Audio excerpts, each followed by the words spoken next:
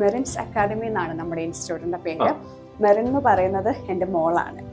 അപ്പം എൻ്റെ മോൾക്ക് ഞാൻ എങ്ങനെ കെയർ കൊടുക്കുമോ അവരുടെ ലൈഫ് എങ്ങനെയായിരിക്കണം എന്ന് എനിക്കൊരു ഐഡിയ ഉണ്ട്. സോ അതിനനുസരിച്ചാണ് ഞാൻ എൻ്റെ കുഞ്ഞുങ്ങളെ, ഇവിടുത്തെ എൻ്റെ പിള്ളേരെ ഞാൻ ഡൈവേർട്ട് ചെയ്ത് വിടുന്നത്. അങ്ങനെയാണ് കൊണ്ടുപോകുന്നത്. മേഡം, ഇപ്പൊ ചിലവര് ഈ കോഴ്സ് എടുത്തു കഴിഞ്ഞിട്ട് കാരണം ഭയങ്കര ആഗ്രഹങ്ങളാണ് അവർക്ക്, പുറത്തു പോകണം, വിദേശത്ത് പോയി പഠിക്കണം, അപ്പൊ ഇതിനൊക്കെ ഒരുപാട് സാധ്യതയുണ്ട്. അപ്പൊ ഇവിടെ വന്നു കഴിഞ്ഞിട്ട് ക്ലാസ് സ്റ്റാർട്ട് ചെയ്ത് കഴിഞ്ഞ് കുറച്ച് കഴിയുമ്പോഴത്തേക്കും ചിലപ്പോൾ അവർക്കൊരു ഡൗട്ട് തോന്നും, എനിക്കിത് പറ്റുമോ, ഭയങ്കര ടഫാണല്ലോ, ഇത് ഞാൻ ചിന്തിച്ച് അങ്ങനെ പകച്ചു നിൽക്കുന്ന പിള്ളേർക്ക് നമ്മൾ ഒരു അഡീഷണൽ സപ്പോർട്ട് കൊടുക്കും. അതെന്താണ്?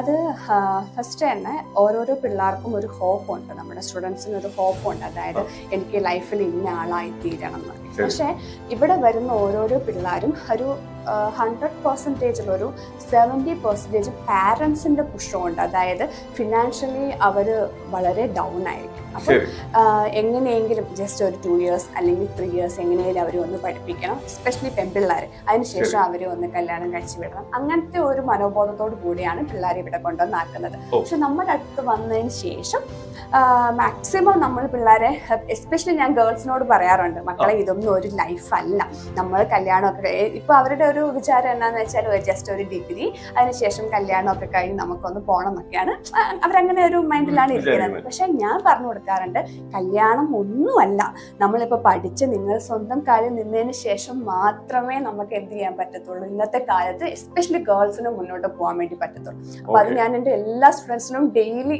പറയുന്ന ഒരു കാര്യമാണ് ഇതിനെ. പിന്നെ നമുക്ക് ഇപ്പൊ ഒരു ലൈഫ് സക്സസ് ആവണമെങ്കിൽ നമ്മൾ കുറച്ചൊക്കെ നമ്മൾ കഷ്ടപ്പെടണം, അല്ലാണ്ട് ചുമ്മാ ഇരുന്നോണ്ട് നമുക്ക് എന്താ പറയുക ലൈഫിൽ ഒന്നും നമുക്ക് നേടാൻ സാധിക്കത്തില്ല. അപ്പം +2 കഴിഞ്ഞ ഒരു സ്റ്റുഡൻറ്റിന്റെ ഒരു ക്രൂഷ്യൽ പീരിയഡ് ആണ് ഈ ഒരു 3 വർഷം എന്ന് പറയുന്നത്. അപ്പൊ അവർ മാക്സിമം അവർക്ക് കിട്ടുന്ന നോളേജ് അവരെന്ത് ചെയ്ത് അപ്ഡേറ്റ് ചെയ്തോളൂ. അതിനുശേഷം ഇപ്പൊ ഈ പാരാമെഡിക്കൽ എന്ന് പറയുമ്പോൾ തന്നെ പ്രാക്ടിക്കൽ നോളേജ് ആണ് കുട്ടികൾക്ക് വേണ്ടത്, തിയറി അല്ല. അപ്പൊ പിന്നെ അതുപോലെ തന്നെ ഏറ്റവും ഇമ്പോർട്ടന്റ് ആണ് അവരുടെ ലാംഗ്വേജ് എന്ന് പറയുന്നത്. അപ്പൊ ഞങ്ങളിവിടെ കുട്ടികൾക്ക് OET കോച്ചിങ് കൊടുക്കുന്നുണ്ട്.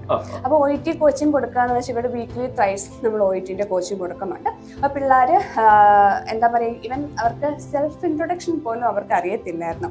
ഇപ്പൊ അവർ ഈവൻ ഓഫീസിൽ വരുമ്പോൾ പോലും ജസ്റ്റ് കുറച്ച് കാര്യങ്ങൾ സംസാരിക്കുന്നുണ്ട്, ടീച്ചേഴ്സിനോടാണെങ്കിലും സംസാരിക്കും. അപ്പൊ ഞാൻ പിള്ളേരോട് തന്നെ പറയാറുണ്ട്, നിങ്ങൾ വീട്ടിലാണെങ്കിലും നിങ്ങളുടെ ഫ്രണ്ട്സിനോടാണെങ്കിലും നിങ്ങളുടെ പപ്പേനോടും അമ്മേനോടൊക്കെ എന്തെങ്കിലും തരാനൊക്കെ പറയുമ്പോൾ ടേക്ക് ദാറ്റ്, അങ്ങനെയൊക്കെ നിങ്ങൾ മാക്സിമം ഇംഗ്ലീഷിൽ സംസാരിക്കണം ഞാൻ പറഞ്ഞു കൊടുക്കാറുണ്ട്. പിന്നെ ഞാൻ എങ്ങനെയാണോ പഠിച്ചത്, ഇപ്പൊ ദൈവം അനുഗ്രഹിച്ച് ഇങ്ങനെ ഒരു പൊസിഷനിൽ എനിക്ക് ഇരിക്കാൻ സാധിച്ചിട്ടുണ്ട്. അപ്പൊ അത് തീർച്ചയായിട്ടും എൻ്റെ പാരന്റ്സിന്റെ സപ്പോർട്ട്, പിന്നെ എൻ്റെ ഹസ്ബൻഡിന്റെ സപ്പോർട്ട്, അതിലെല്ലാം ഉപരി ദി ആൾമൈറ്റി. കാരണം വിത്തൗട്ട് ഹിസ് ഗ്രേസ് എനിക്ക് ഇവിടെ ഇങ്ങനെ ഇരിക്കാൻ എനിക്ക് ഒരിക്കലും സാധിക്കത്തില്ല. അപ്പം അങ്ങനെയുള്ള ഒരു സാഹചര്യത്തിൽ ഞാൻ പിള്ളേരോട്, അതും ഞാൻ സ്റ്റുഡൻസിനോട് പറഞ്ഞു കൊടുക്കാറുണ്ട്. എന്ന് വെച്ച് പ്രാർത്ഥനയും നമുക്ക് ഇമ്പോർട്ടൻ്റ് ആണ്. എന്ന് വെച്ച് ഞാൻ ഇപ്പോഴും അവരോട് പറയാറുണ്ട്, നിങ്ങൾ അമ്പലത്തിലും പള്ളികളിലൊന്നും പോയി തപസ്സരിക്കാനല്ല പറയുന്നത്. എപ്പോഴും ഒരു പോസിറ്റീവ് എനർജി ഉണ്ടെങ്കിൽ തീർച്ചയായിട്ടും ഒരു നെഗറ്റീവ് എനർജി ഉണ്ട്. അതുപോലെ തന്നെ നെഗറ്റീവിനും ഒരു പോസിറ്റീവ് ഉണ്ട്. അപ്പം ഈ ഹോപ്പ്, പിന്നെ കുറച്ച് കഷ്ടപ്പാട് എല്ലാം കൂടെ കഴിഞ്ഞിട്ടാണ് നമ്മൾ ഒരു സക്സസ്ഫുൾ ലൈഫിലേക്ക് എത്തുന്നതെന്നാണ് ഞാൻ പിള്ളേർക്ക് പറഞ്ഞു കൊടുക്കാറ്. ഇതിപ്പോ ഇന്റർവ്യൂ ചെയ്യാമെന്ന് ഞാനിപ്പോ ഒരു ക്ലാസ്സിലിരിക്കുന്ന പോലത്തെ ഫീൽ ആയി പോയി. ഒരുപാട് കാര്യങ്ങൾ എനിക്കിപ്പോ ഇങ്ങനെ എനിക്ക് ടീച്ച് ചെയ്ത് തന്നെ പോലെ.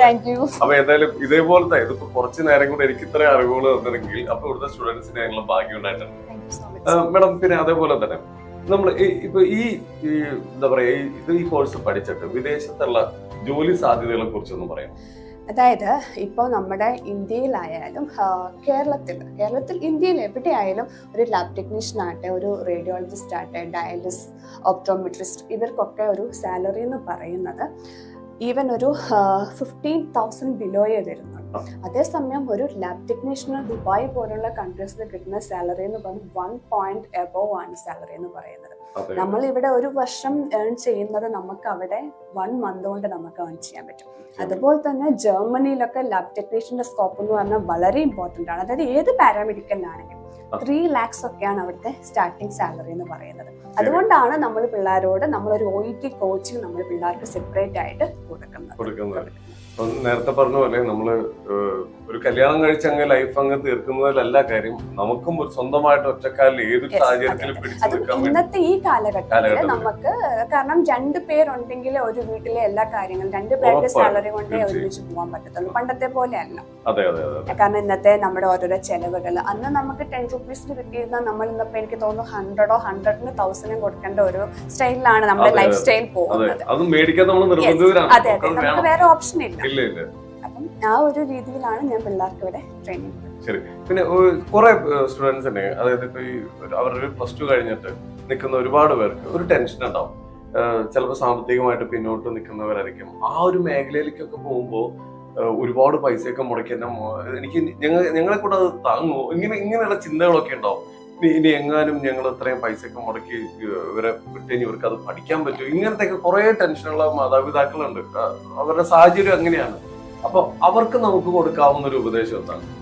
അതിപ്പം നമ്മുടെ അക്കാദമിയിൽ ആ സ്റ്റുഡൻസ് വന്നു കഴിഞ്ഞാൽ നമ്മുടെ ഭാഗത്ത് ചെയ്തു കൊടുക്കാൻ പറ്റും. ഫസ്റ്റ് ഓഫ് ഓൾ സാർ, നമ്മുടെ മെറിറ്റ്സിന്റെ ഒരു പ്രത്യേകത എന്ന് പറയുന്നത് നമ്മൾ പിള്ളേർക്ക് ഒരു ഇൻസ്റ്റാൾമെന്റ് സ്കീം അറേഞ്ച് ചെയ്ത് കൊടുത്തിട്ടുണ്ട്. നമ്മുടെ പിള്ളേർ എങ്ങനെയാന്ന് വെച്ചാൽ മന്ത്ലി ആണ് നമുക്ക് ഇവിടെ ഫീസ് തരുന്നത്. പിന്നെ നമ്മുടെ യൂണിവേഴ്സിറ്റി നമുക്ക് ബോണഫൈഡ് സർട്ടിഫിക്കറ്റ് കൊടുത്ത് പിള്ളേർക്ക് ലോൺ അപ്ലൈ ചെയ്യാവുന്നതാണ്.